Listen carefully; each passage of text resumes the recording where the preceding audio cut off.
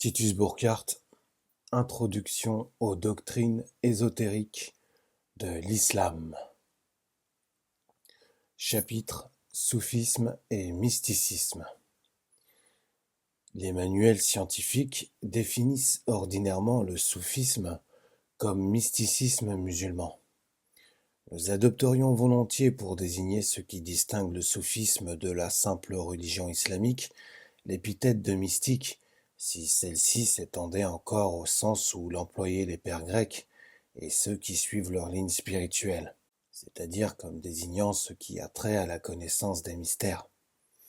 Seulement, l'expression de mysticisme, et par suite aussi celle de mystique, a été abusivement étendue à des manifestations religieuses fortement empreintes de subjectivité individuelle et régies par une mentalité qui ne dépasse en rien l'horizon de l'exotérisme. Il est vrai qu'il existe en Orient aussi bien qu'en Occident des cas limites comme celui du Majdoub par exemple, chez lequel l'attraction divine, al-Jaddab entre parenthèses, prédomine au point d'invalider ses facultés mentales. Un Majdoub ne sera pas capable de formuler doctrinalement son état contemplatif.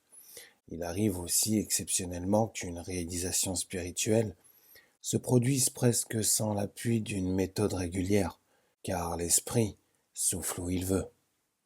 Cependant, dans le monde islamique, le nom de tasawwuf n'est donné qu'à des voies contemplatives régulières, comportant une doctrine ésotérique et une transmission de maître en maître. On ne peut donc traduire tasawwuf par mystique qu'à condition de donner explicitement à ce dernier terme le même sens rigoureux, qui est d'ailleurs son sens originel. Si l'on entend les choses ainsi, il est évidemment licite de comparer les soufis aux mystiques chrétiens véritables. Il intervient cependant une nuance qui n'enlève rien à la portée du terme mystique pris en lui-même, mais qui explique pourquoi sa transposition dans le soufisme n'apparaît pas comme satisfaisante sous tous les rapports.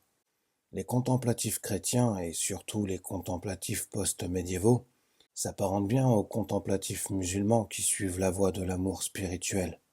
Al-Mahabba, entre parenthèses, le Bhakti Marga des hindous, mais très rarement aux contemplatifs orientaux d'un ordre purement intellectuel, tel qu'Ibn Arabi par exemple, ou dans le monde hindou, Sri Shankaracharya. Note de bas de page. Il n'y a là rien qui indiquerait la supériorité d'une tradition par rapport à l'autre, mais des tendances conditionnées par le génie et le tempérament des peuples. À cause de ce caractère bhaktique de la mystique chrétienne, certains orientalistes ont pu affirmer qu'Ibn Arabi n'était pas un vrai mystique. Retour au texte. Or, l'amour spirituel est en quelque sorte intermédiaire entre l'élan dévotionnel et la connaissance. Aussi, le langage bhaktique projette-t-il la polarité dont jaillit l'amour jusque dans le domaine de l'union finale. C'est là sans doute une des raisons pour lesquelles, dans le monde chrétien, la distinction entre la mystique réelle et le mysticisme purement religieux n'est pas toujours très marquée, tandis que dans le monde de l'islam, l'ésotérisme, qui est avant tout une position intellectuelle, même dans ses variantes bhaktiques, se détache nettement de l'exotérisme qui, lui, s'y précise bien davantage comme loi commune. Note de bas de page. L'islam ne comporte pas dans sa structure même de degrés en quelque sorte intermédiaires entre l'exotérisme et l'ésotérisme, tel que l'état monastique, dont le rôle originel est de constituer un cadre immédiat de la voie contemplative chrétienne. Retour au texte.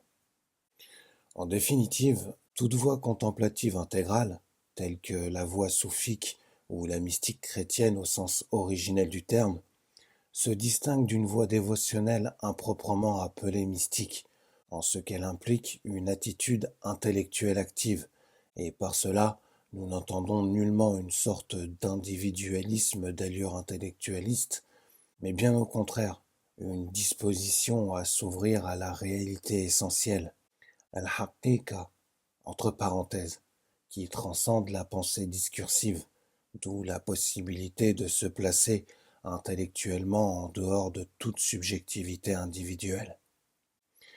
Précisons pour qu'il n'y ait pas de malentendu sur ce que nous venons de dire, que le soufi réalise, lui aussi, une attitude d'adoration perpétuelle, moulée par la forme religieuse. Il doit prier comme tout croyant et se conformer à la loi révélée, car sa nature individuelle et humaine restera toujours passive à l'égard de la réalité ou vérité divine, quel que soit le degré de son identification spirituelle avec celle-ci. Ouvrez les guillemets.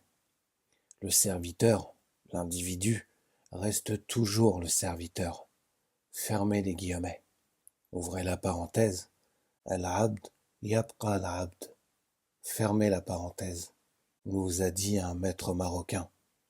Sous ce rapport, la présence divine se manifestera donc comme grâce, mais l'intelligence du soufi, en tant qu'elle s'identifie directement avec le rayon divin, se soustrait d'une certaine manière, dans son actualité spirituelle et dans ses propres modes d'expression, au cadre que la religion et la raison imposent à l'individu. Et dans ce sens, la nature intime du soufi n'est pas réceptivée, mais un acte pur. Or, il va sans dire que tout contemplatif qui suit la voie soufique ne parvient pas à réaliser un état de connaissance supraformel, car cela ne dépend évidemment pas de sa seule volonté. Cependant, le but visé non seulement détermine l'horizon intellectuel, mais aussi appelle des moyens spirituels qui, étant comme sa préfiguration, permettent au contemplatif d'assumer une position active à l'égard de sa propre forme psychique. Au lieu de s'identifier avec son moi empirique, il façonne celui-ci en vertu d'une position symboliquement et implicitement non individuelle.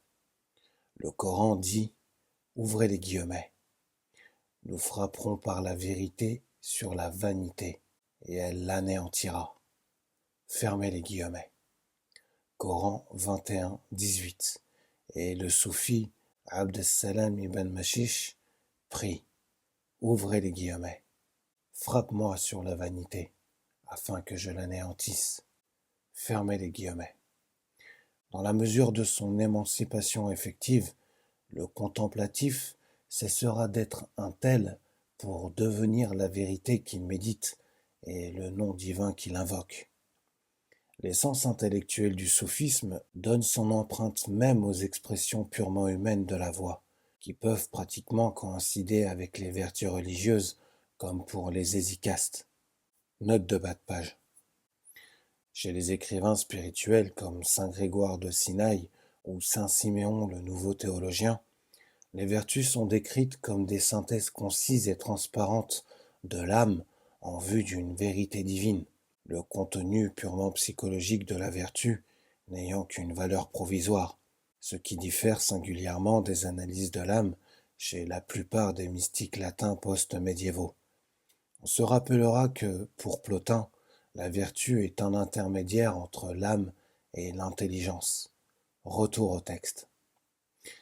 Les vertus ne sont rien d'autre, dans la perspective soufique, que des orientations humaines s'ouvrant sur des vérités universelles ou encore des traces subjectives de celles-ci, d'où l'incompatibilité entre l'esprit du soufisme et la conception moraliste, c'est-à-dire a priori, quantitative et individualiste de la vertu. Note de bas de page. La conception quantitative de la vertu résulte de la considération religieuse du mérite ou même d'un simple point de vue social. Sa conception qualitative, par contre, envisage le rapport d'analogie entre une qualité cosmique ou divine et une vertu humaine. La conception religieuse de la vertu reste nécessairement individualiste parce qu'elle l'apprécie seulement en vue du salut individuel. Vladimir Lossky, ouvrez la parenthèse, Théologie mystique de l'Église d'Orient, page 194, fermez la parenthèse, fait remarquer que, ouvrez les guillemets, la notion du mérite est étrangère à la tradition orientale, fermez les guillemets, dont le caractère est avant tout contemplatif. Retour au texte. Comme la doctrine est à la fois le fondement de la voie et le fruit de la contemplation qui en est le terme, Note de bas de page. Quelques orientalistes veulent séparer artificiellement la doctrine de l'expérience spirituelle. Ils voient dans la doctrine une conceptualisation qui anticiperait sur une expérience purement subjective. Ils oublient deux choses. D'abord que la doctrine découle de l'état de connaissance qui est le but de la voie, et ensuite que Dieu n'est pas un menteur. Retour au texte. La différence entre le soufisme et le mysticisme religieux peut se réduire à une question de doctrine. Nous préciserons en disant que le croyant, dont la perspective doctrinale ne dépasse pas celle de l'exotérisme, maintient toujours une séparation foncière et irréductible entre la divinité et lui-même, tandis que le soufi reconnaît, du moins en principe, l'unité essentielle de tous les êtres, ou bien, pour exprimer la même chose d'une manière négative, l'irréalité de tout ce qui apparaît comme distinct de Dieu. Il est nécessaire d'envisager ce double aspect de l'orientation ésotérique, car il arrive que l'exotériste, et notamment le mystique religieux, affirme, lui aussi, qu'il est nul au regard de Dieu.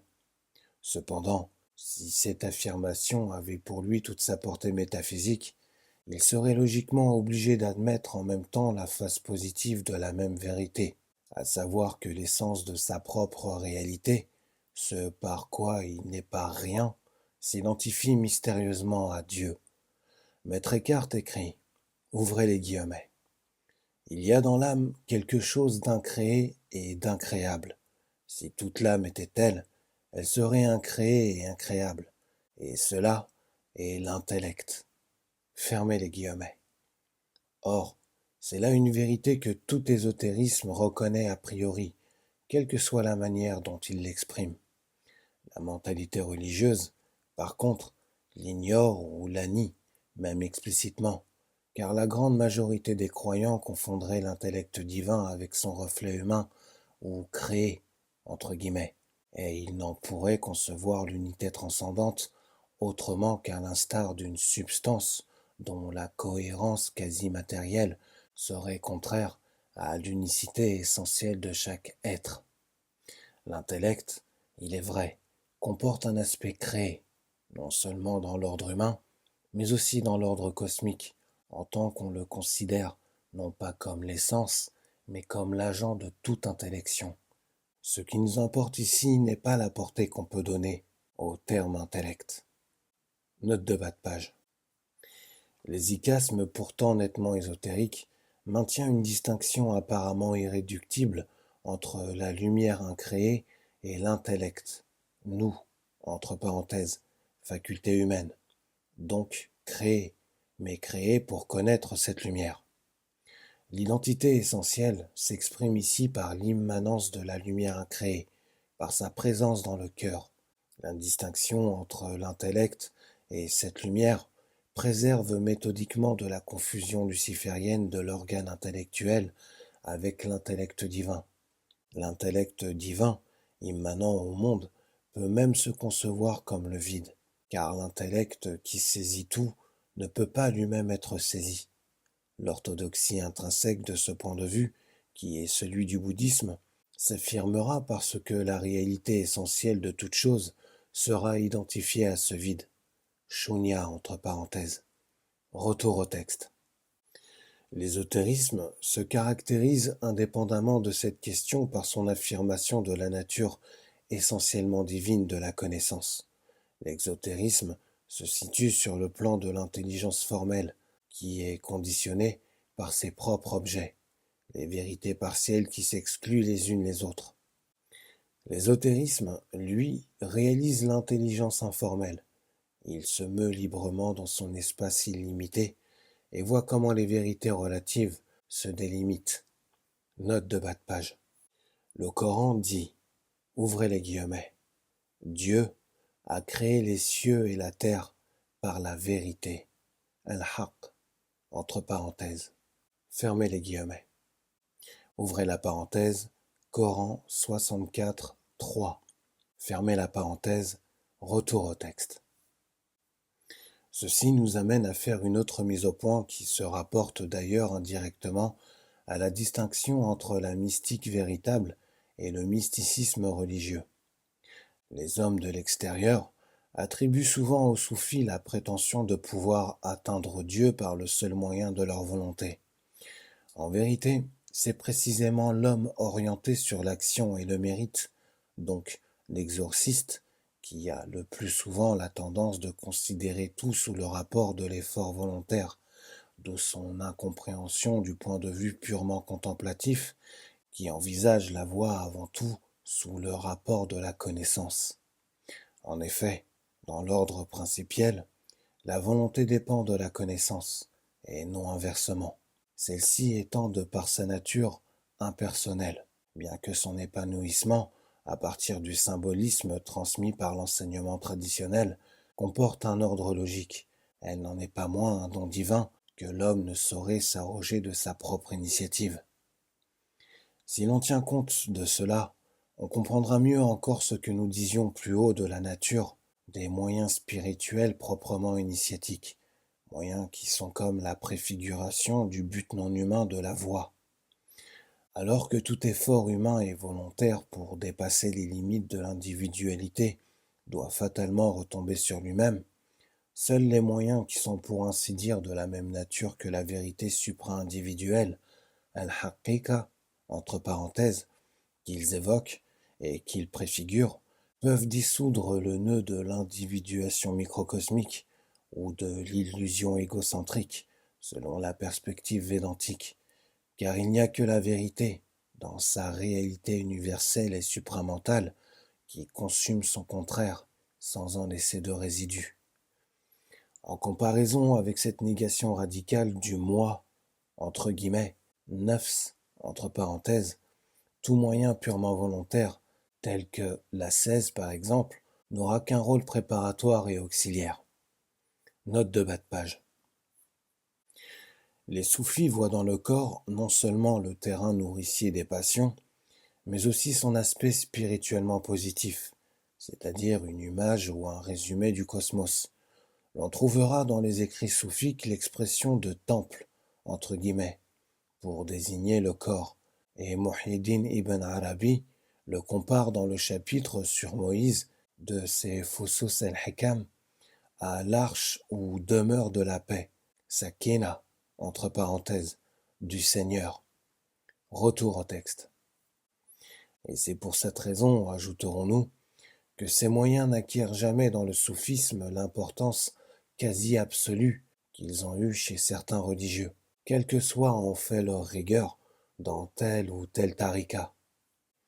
Nous résumerons ce que nous venons de dire, moyennant un symbolisme soufique qui a l'avantage de se situer en dehors de toute analyse psychologique.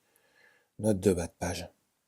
Certains croient pouvoir approcher l'essence du soufisme en faisant l'analyse psychologique des termes soufiques se référant aux étapes et degrés de la réalisation spirituelle. En réalité, la psychologie spirituelle ne se comprend qu'en vertu d'un élément supra-individuel, nécessairement mystérieux et inconcevable sur le plan de la psychologie ordinaire. Retour au texte.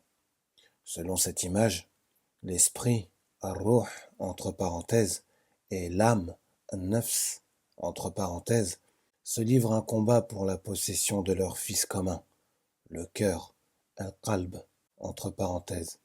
Or, on entend ici par ar-ruh le principe intellectuel qui transcende la nature individuelle. Note de bas de page. Le terme ruh peut aussi avoir une signification plus particulière, celle d'esprit vital, et c'est dans ce sens qu'il est le plus souvent employé en cosmologie. Retour au texte. Et par un nafs, la psyché dont les tendances centrifuges déterminent le domaine diffus et inconstant du moi, entre guillemets. Quant à al-qalb, le cœur, il représente l'organe central de l'âme, en correspondance avec le centre vital de l'organisme physique. Il est en quelque sorte le point d'intersection du rayon vertical, entre guillemets, ar-ruh, avec le plan horizontal, entre guillemets, an-nafs. Or, il est dit que le cœur revêt la nature de celui de ces deux éléments générateurs qui l'emporte dans le combat. Tant que la nafs prédomine, le cœur est voilé par elle, car l'âme, qui se prend pour un tout autonome, l'enveloppe en quelque sorte de son voile, hijab, entre parenthèses. En même temps, la nafs est complice du monde, en ce qu'il a de multiple et de changeant, parce qu'elle épouse passivement la condition cosmique de la forme.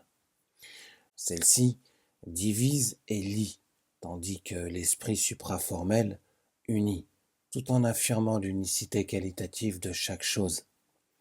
Si par contre c'est l'esprit qui remporte la victoire sur l'âme, le cœur se transformera en lui et, en même temps, transmuera l'âme par la lumière spirituelle qui se répandra en elle. Le cœur se révèle alors tel qu'il est en réalité, à savoir comme le tabernacle, mishkat, entre parenthèses, du mystère, sir, entre parenthèses, divin dans l'homme. Dans l'image commentée, l'esprit apparaît dans une fonction mâle par rapport à l'âme qui est féminine, alors que le mot arabe pour esprit, entre guillemets, ar-ruh, est féminin. L'esprit est en effet réceptif et partant féminin à son tour, et cela à l'égard de l'être suprême, dont il ne se distingue toutefois que par son caractère cosmique, en tant qu'il se polarise par rapport aux êtres créés. Essentiellement, ar-ruh s'identifie à l'acte ou à l'ordre divin, al-amr, entre parenthèses, que le Coran symbolise par la parole créatrice, soit, entre guillemets, kun, entre parenthèses, et qui est l'énonciation, entre guillemets, immédiate et éternelle de l'être suprême. Ouvrez les guillemets, et ils te questionneront sur l'esprit. Dis, l'esprit est de l'ordre de mon Seigneur, mais vous n'avez reçu que peu de connaissances. Fermez les guillemets. Ouvrez la parenthèse, Coran 17, 84. Fermez la parenthèse. Dans le processus de sa libération spirituelle, le contemplatif se réintègre dans l'esprit et par celui-ci dans l'énonciation primordiale de Dieu, par laquelle toutes choses ont été faites, et rien de ce qui a été fait n'a été fait sans elle. Ouvrez la parenthèse. Évangile de Saint Jean. Fermez la parenthèse. Note de bas de page. Pour les Alexandrins aussi, la libération s'effectue en 3 phases, qui correspondent respectivement au Saint-Esprit, au Verbe et à Dieu le Père. Retour au texte. Du reste, le nom de Soufi désigne à rigoureusement parler celui qui est essentiellement identifié à l'acte divin, d'où l'adage que, ouvrez les guillemets, le Soufi n'a pas été créé. Fermez les guillemets. Ce qui peut aussi s'entendre en ce sens que l'être ainsi réintégré dans la réalité divine s'y reconnaît tel qu'il était de toute éternité, selon sa possibilité principielle, immuable dans son état de non-manifestation. Fermez les guillemets, dit Muhyiddin ibn Arabi. Toutes ces modalités créées, temporelles ou intemporelles, se révélant alors comme de simples reflets inconsistants de cette possibilité principielle.